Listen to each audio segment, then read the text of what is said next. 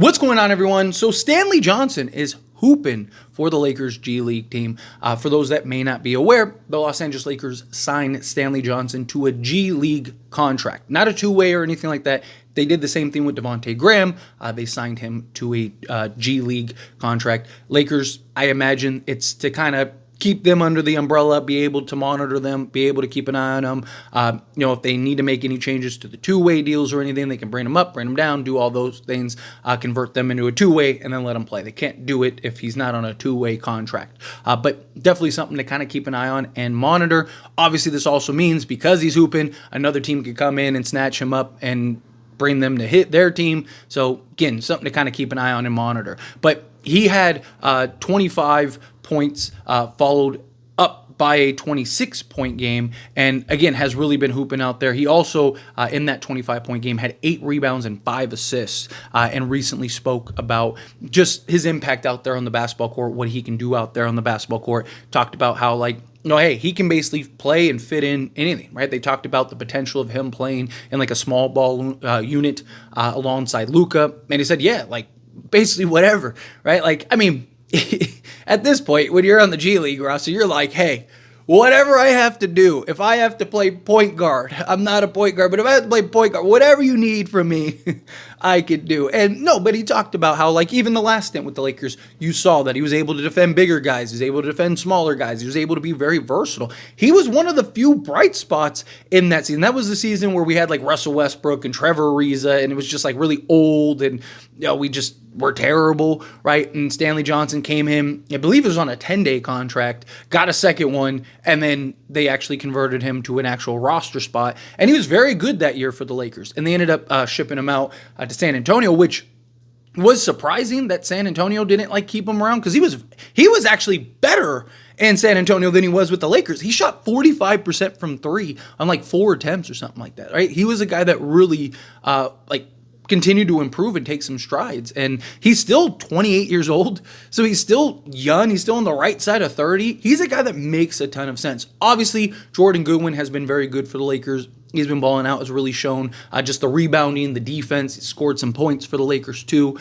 So my guess is he would be the first one the Lakers would bring up as that point of attack kind of Max Christie replacement. Obviously, he's not the shooter that Max Christie is, and Max Christie is he's balling out for the Mavs, which is great to see. He was somebody I was really high on, somebody that I really liked and wanted to be a future of the Lakers. I even talked about how I would have rather the Lakers overpay for Luka and be able to keep Max Christie than them underpaying and having to send out Max Christie, just because he is everything the Lakers need right now at that 2 spot. I mean, having Luka, Max Christie with Dorian Finney-Smith, LeBron, and then Jackson Hayes or Alex Lynn, that would not be ideal. But if you could have gotten a Williams or something, that would have been just an incredible starting 5. One of the best in the league, I think, in my opinion, because Max Christie has really shown that he is a legit 3-and-D guy that can create for himself, create a little bit for others. He's really showing his potential with the Dallas Mavericks. Then have a Dorian Finney-Smith as a 3-and-D guy that can defend the bigger wings and stuff out there on the perimeter, LeBron, and then have that interior presence ideally. But sticking with Stanley Johnson, he's a guy I wouldn't mind seeing at some point, if not this season, then maybe next year, right? Because hopefully, again, no one snatches him up. But he's a guy that, he's got good size. He's 6'7", 6'8", versatile forward, can play the 3 or the 4 spot or even a small ball 5. He's got a 7'2" wingspan. He's a guy that has that defensive versatility you've been looking for.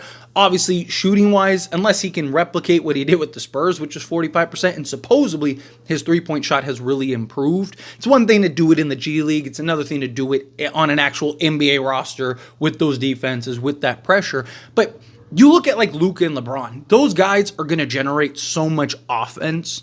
Obviously, you want guys that can knock down and hit the shot, but compared to when you had LeBron and AD, you needed those three-point shooters desperately. You needed those 3-and-D guys, the two-way guys. With Luka and LeBron, yes, you still want those 3-and-D guys, but you can get away a little more with just the defensive pieces, because again, Luka and LeBron are able to generate, and you just have all this movement and action, right? They're going to find their guys. They're going to go and just get their own buckets. Right? You're going to get probably 100 points accumulated between those two through assists and points that they create and stuff like that. So, I do think a guy like Stanley Johnson could be great to have, like a Jared Vanderbilt, a Stanley Johnson, a Dorian Finney-Smith, just these big, physical, versatile defensive wings that you're putting alongside Luka and LeBron. And again, him being 28, you could have him for the next, 3-4 years, and he'd be dirt cheap. You could probably sign him to a 4-year deal for, $10 million or something and just get that, like, good quality, just versatile defensive piece. And we saw him be able to defend guards and defend wings and defend, some centers in this league. So having that versatility out there, I do think could be very massive, could be very important for the Lakers in the near future, right? Obviously, if they, if the Mark Williams trade goes through and now you have that open roster spot, I imagine, again, you're probably bringing in a Jordan Goodwin, but you could also look to maybe unload a Markieff Morris, right? And just bring in the younger, Stanley Johnson, especially if he continues to hoop, if he continues to play well. Or you could still do that regardless, right? Like, you could get rid of two guys and then bring in Jordan Goodwin. And, my guess, if they were going to do something like that, is you'd bring in Jordan Goodwin, right? So, like, let's say Stanley Johnson continues to ball out. Let's say Stanley Johnson continues to play well. I could see the Lakers waiving a guy, right? Say the Mark Williams thing doesn't work out, right? So waiving Cam Reddish, bring in Jordan Goodwin. Now that frees up the two-way spot. Now you bring Stanley Johnson in on the two-way, let him get a couple games under his belt, kind of evaluate and see, okay, what can he provide? And then if you wanted to, you could get off of like a Markieff Morris, bring in Stanley Johnson. Now you got Jordan Goodwin, Stanley Johnson. So you got that, that point of attack, versatile defensive guard, that versatile defensive wing in Stanley Johnson on top of Jared Vanderbilt and, Dorian Finney-Smith. And the beauty of like the two-way guys and G League guys and stuff like that are guys that are trying to make the league, right? I mean, obviously Jordan Goodwin and Stanley Johnson are both guys that were in the league. They were, they were two guys that have been on various rosters and stuff like that, but they're not currently. So, but what you can count on with those guys is the effort and energy night in and night out.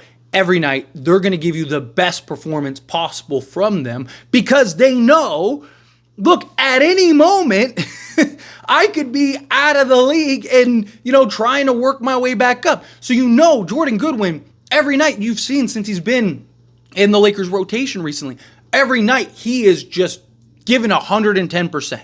Right, he's wearing a mask out there and playing harder than guys that are fully healthy. Right, like the guy is just doing everything he can. If you bring in a Stanley Johnson, you're going to get the same thing, right? You saw it the last go around with the Lakers because, again, he knew, like, dude, I know what it's like not being in the NBA. I know what it's like not being on a roster. I know what it's like trying to fight, improve myself, and climb. Like, I don't want to lose that, right? So they're never comfortable, right? They're never in a position of, like, I'm good. Where, like, you'll see guys, right? It's just like, notorious when guys get paid, right? Guys get a bag and they just are never the same player, right? Because they're comfortable now. They're good. They're like, dude, I'm not going anywhere for at least 4 years, 5 years, right? And even then, like, and you just, that hunger goes away, right? But a guy like a Stanley Johnson, a guy like a Jordan Goodwin, that hunger's there. They need it. They're desperate for it, right? They don't want to lose that again.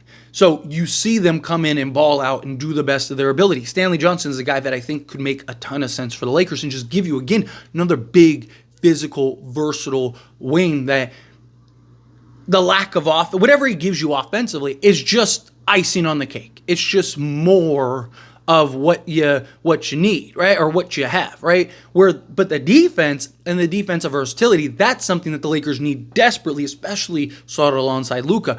And again, gives you those big, physical, versatile, small ball units, which the Lakers are probably going to run pretty heavily.